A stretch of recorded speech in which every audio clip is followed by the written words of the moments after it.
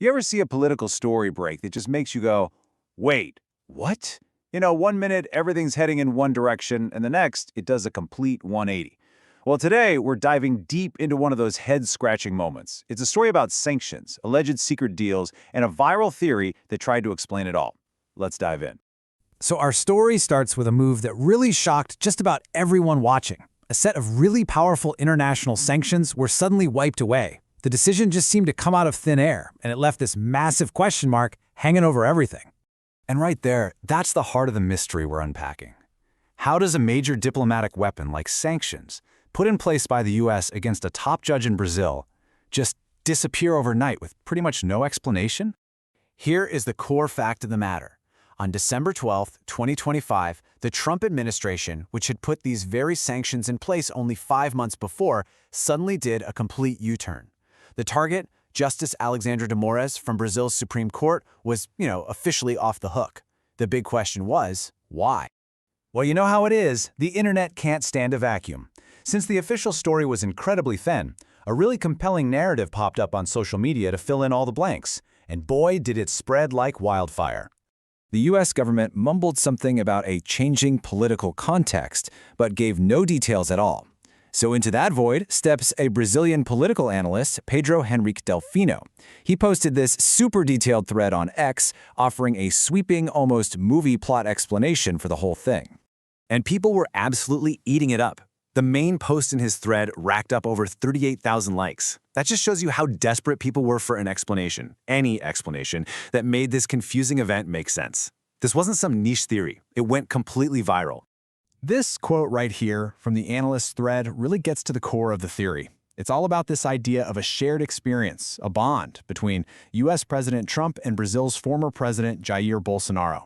The thinking was that both men felt they were unfairly targeted by their own country's institutions, and that created this unique connection between them. So, what exactly was this grand theory?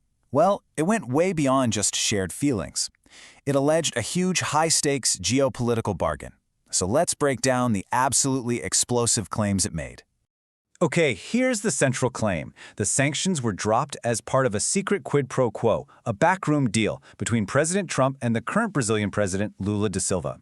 Now, Lula is a major rival of Trump's ally, Bolsonaro, so this paints a picture of pure pragmatism winning out over political ideology. According to this theory, Trump had 4 big demands for lifting the sanctions. First, he wanted Brazil's help in dealing with the ongoing crisis in Venezuela. Second, he wanted U.S. access to Brazil's huge reserves of rare earth minerals, which are critical for tech. Third, an end to what the theory called the persecution of big tech companies in Brazil. And finally, the big one, leniency for his ally Jair Bolsonaro and his supporters who were in a lot of legal hot water. It's a pretty compelling story, isn't it? It just connects all the dots so neatly. But this is where we have to do the most important work. We have to separate the viral speculation from the cold, hard, verifiable facts. So, first off, let's just be clear on the tool at the center of all this. The global Magnitsky Act is a really powerful piece of American law. Basically, it gives the president the power to sanction specific people anywhere in the world for things like human rights abuses or major corruption. Think of it as a diplomatic scalpel, not a sledgehammer. And this is where you can really see the gap between the story and the reality. The theory claims a secret deal. The verified fact is that the official reason was super vague, and, this is crucial, no public evidence of this grand bargain has ever come out.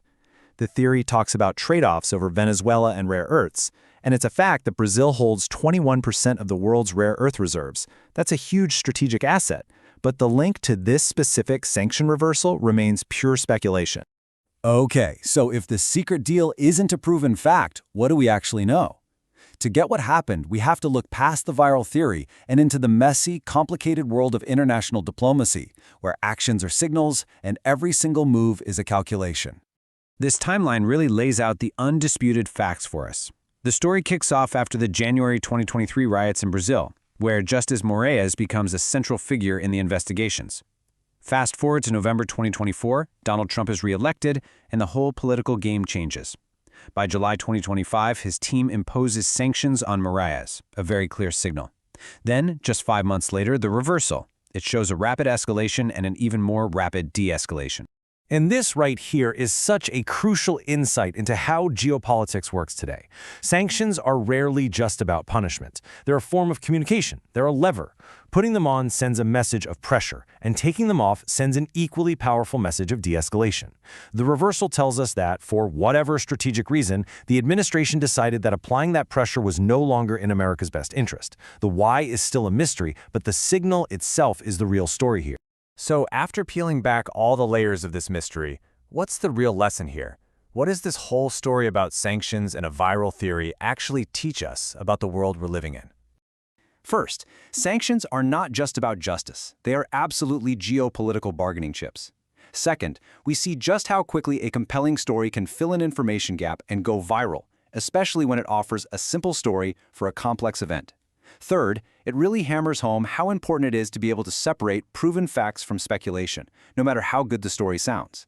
And finally, these big international moves have very real consequences at home, with everyone in Brazil now looking ahead to the 2026 election. And that kind of leaves us with a final thought to chew on. Complex events rarely have simple answers. So the next time a really neat, tidy theory pops up that explains everything perfectly after some confusing event, what questions are you going to ask? Are you going to check the source, look for the evidence, or just accept the story that's the easiest to believe? It's definitely something to think about.